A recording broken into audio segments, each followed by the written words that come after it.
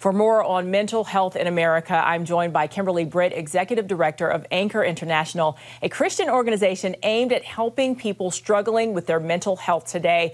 Kimberly, thank you so much for joining us. It's been a hard couple of weeks. Many people are feeling confusion or anxiety. What would you say to someone who is feeling that way and maybe feeling at a loss for what to do at this point? Yes, well, it's completely understandable to be feeling that way. When we witness things, injustice and people hurting people, it can make us feel helpless. And when we feel helpless and we forget who's ultimately in control, we might try and regain some of that control by lashing out in anger, and it's just detrimental to our mental health.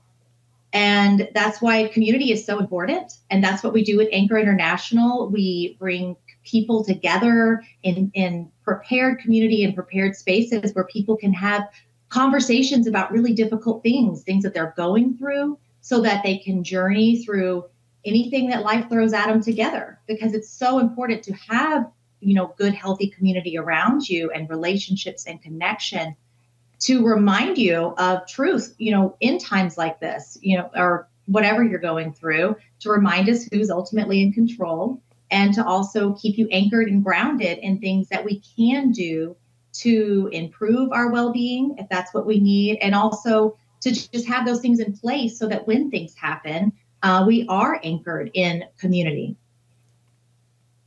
Amen. Community and fellowship is so important. And we're living in a time where so many people spend a lot of their time scrolling online.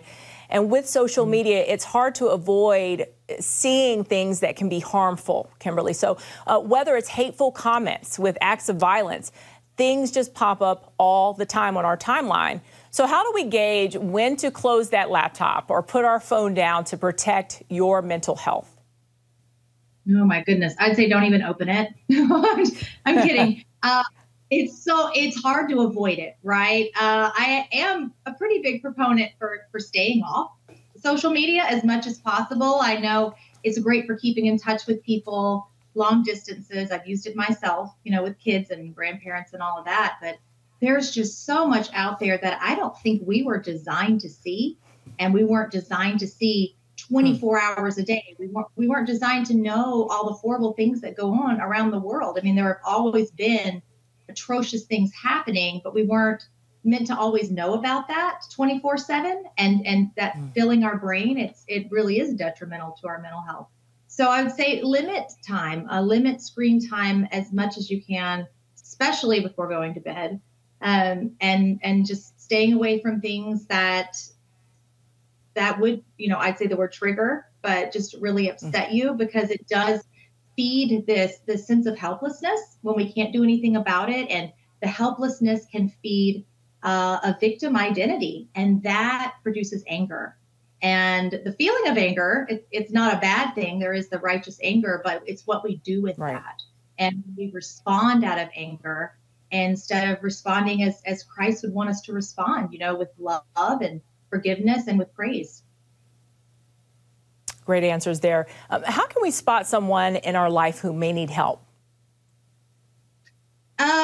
I would say patterns is a really good thing to look for. So looking for patterns of behavior, because all of us will do or say things that might be concerning at some time, especially after we've witnessed a crisis or an event.